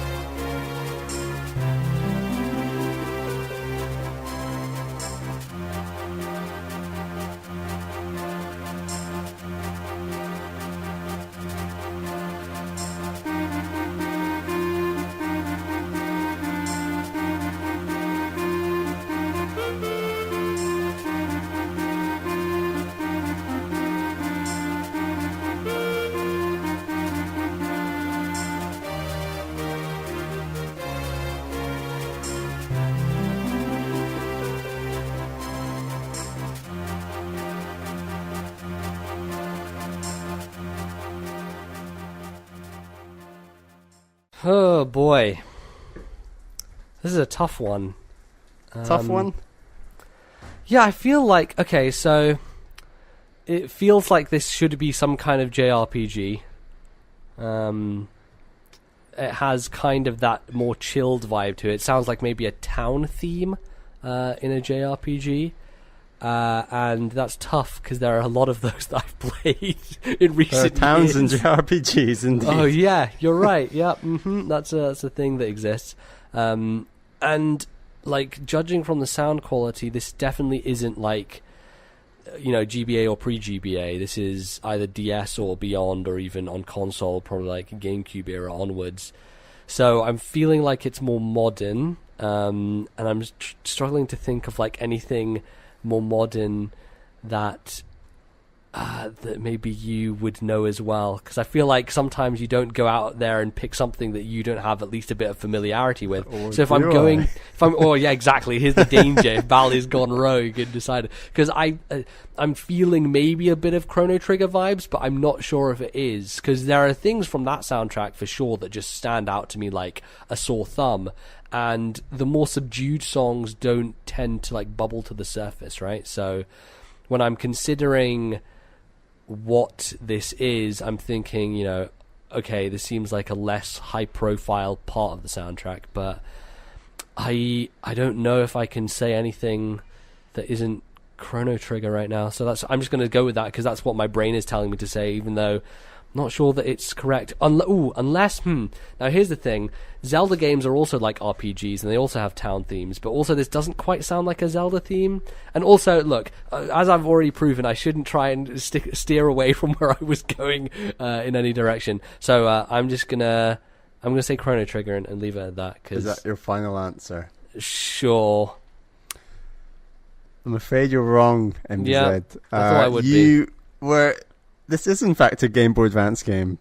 Really? Okay, I guess... Which is bizarre considering we were just talking about how low quality Game Boy Advance games. Well, maybe that was just, Sonic Advance and its brethren with its kind of chunky sound going on. This was a much later Game Boy Advance game, though, and you were getting there with Zelda, because this is The Legend of Zelda Minish Cap. I was literally going to say that. It was in my brain as well, and then I was like, nah. But then I was like, yeah, that makes sense, because... It's quite early on in the game. It's the Minish Woods, so it's basically the first area you get to after Hyrule Castle Town. Sure. I knew I was wrong with Chrono Trigger, because if it had been Chrono Trigger, I would have known it, because I feel like every single song on that soundtrack sticks out somehow. This is definitely an interesting soundtrack, Minish Cap. I don't think it's one that I paid a huge amount of attention to, which is why this doesn't. I was worried you might have podcasted your way through this game, which is why you might have struggled with this one. I don't know. Yeah, no, it's good stuff for sure. And I think that it definitely. I think more than anything, you can tell this is more of a Capcom game than it is a Nintendo one, just to do with the soundtrack. It has some good vibes to it, definitely. It's got a lot of remixes of sort of big, loud Zelda themes. They do a lot of remixes. I obviously didn't want to use one of those because it will give it away, but there's some smaller songs like this one, for example, and this is just a really memorable tune for me because I've played the start of Minish Cap at least a couple of times now, and I really enjoy that first dungeon and the lead up to it, and this is part of that lead up, and it's just a really fitting. This is the Minish Woods of Minish Cap. Like, this is where the Minish people live, and like it makes a big impact on the story, and it's just a nice. I think the music does a good job of communicating that as well. Like, it's very light and very kind of minimalistic. It feels like it represents a people who are very tiny, and delicate, and that's. And it's where you really get your hat, Eslo. Eslo, of course. Who's just Everyone's on some random tree stump in the woods. Yeah, Minish Cap was fun. If you want to hear more of us talking about Minish Cap, we did an entire episode discussing it, which was our backlog club. I can't remember what episode that is, but if you go back through the archives, I think it's labeled as such, so you can dive deep into like an hour and a half or whatever of us talking about it. Great game. Yeah, it's awesome. 2 for 2 MBZ. 4 games down, 1 to go. Is it going to be a win or a loss? I don't know, Valley. I think any time I get one wrong, it's a loss. So I mean, you've had somewhere you've gone with your gut, somewhere you've ignored your gut, and it works out sometimes. It works out others. Yeah, you're right. Interesting. Right. Let's listen to song number 5 then.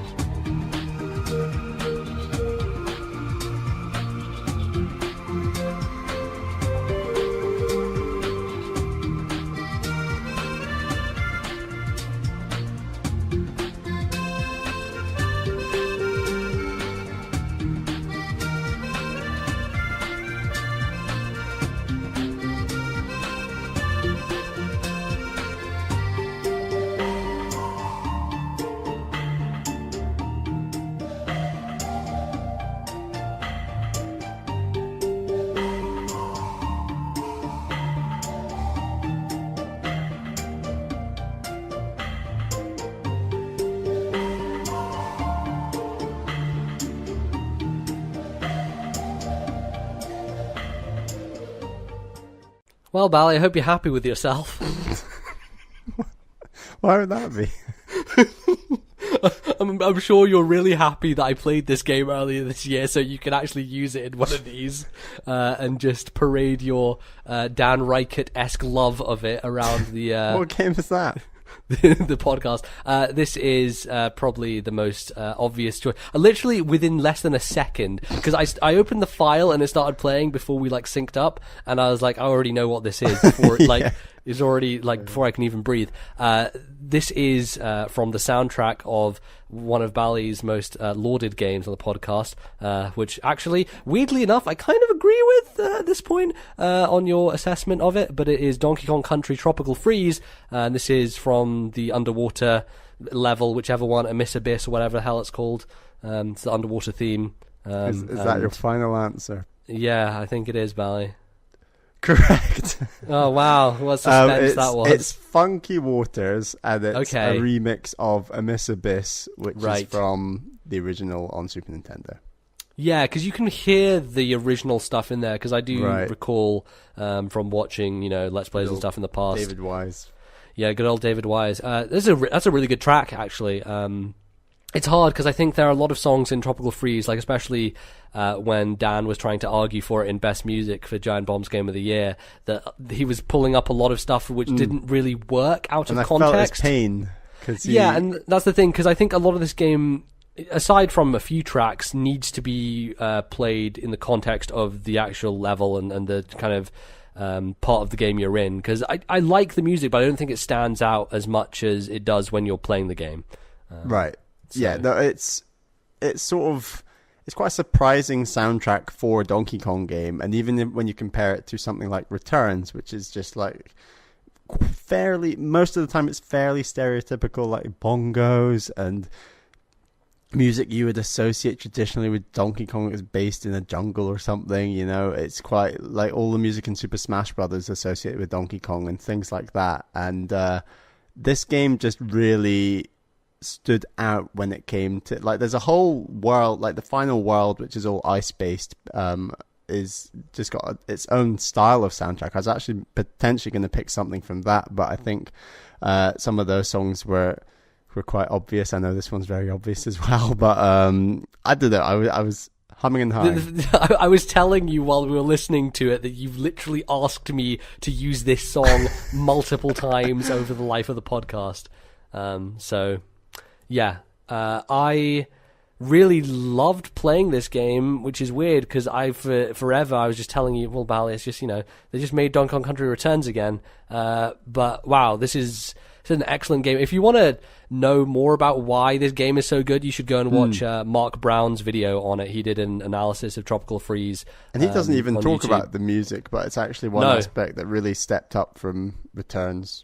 Yeah, absolutely. So yeah, Donkey Kong Country, Tropical Freeze.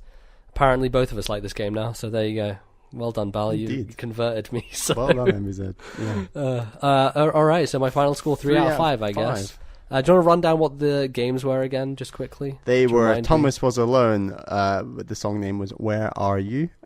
Super Mario 3D World, the song was Switch Scramble Circus.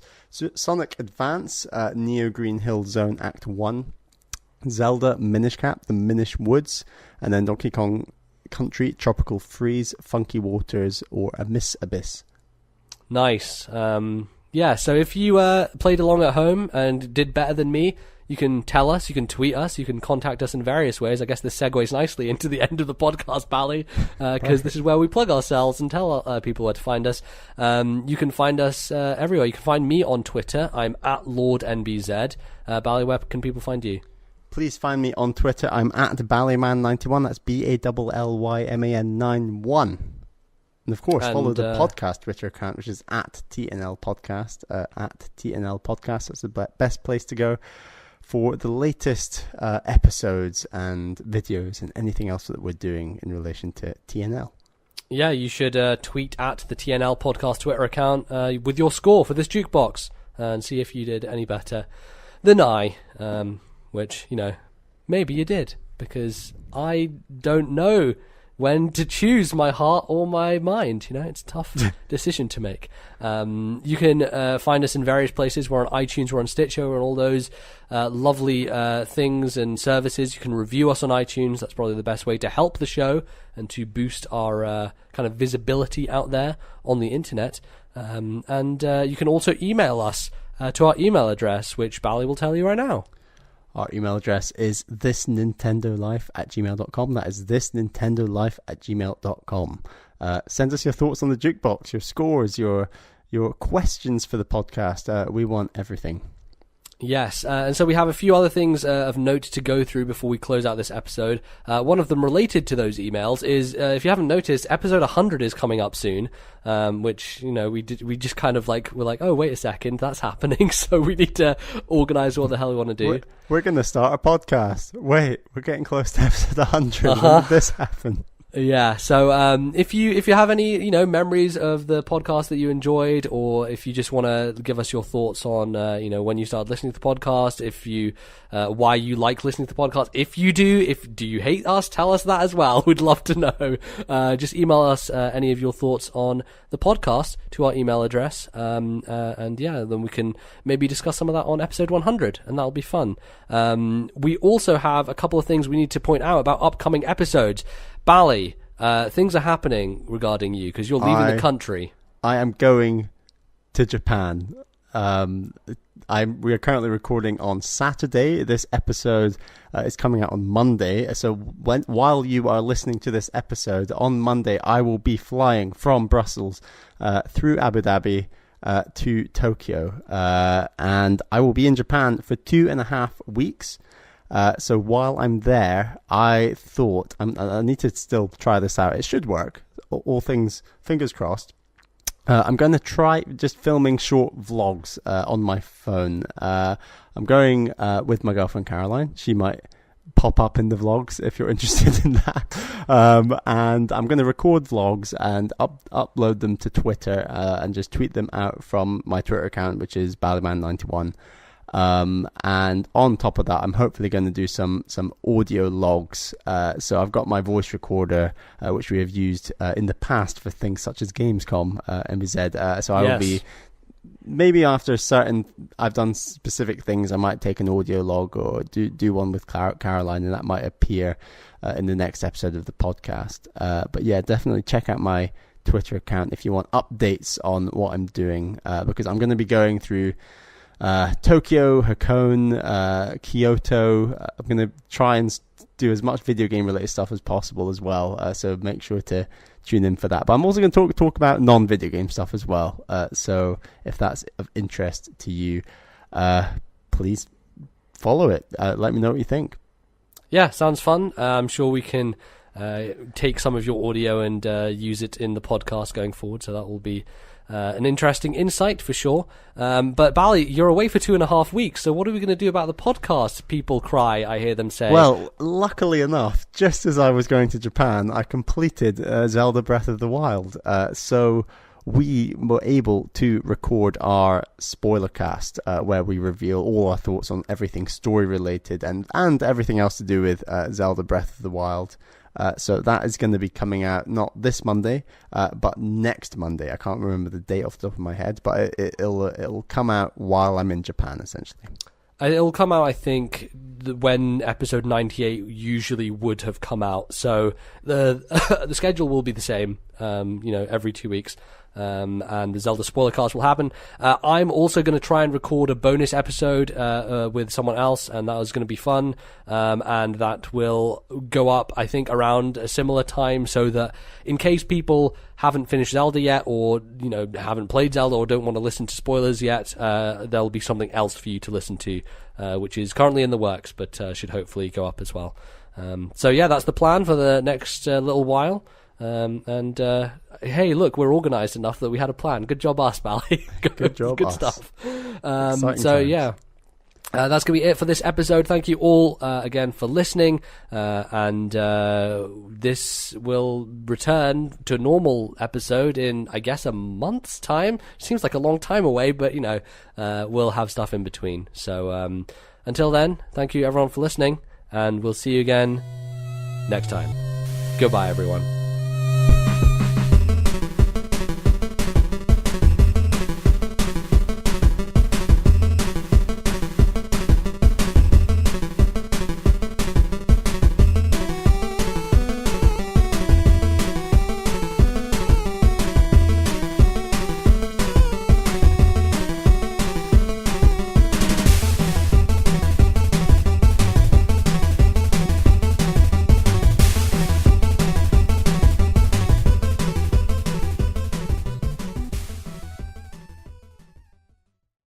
The musical interludes used on today's show were Marina and Pearl's theme from Splatoon 2,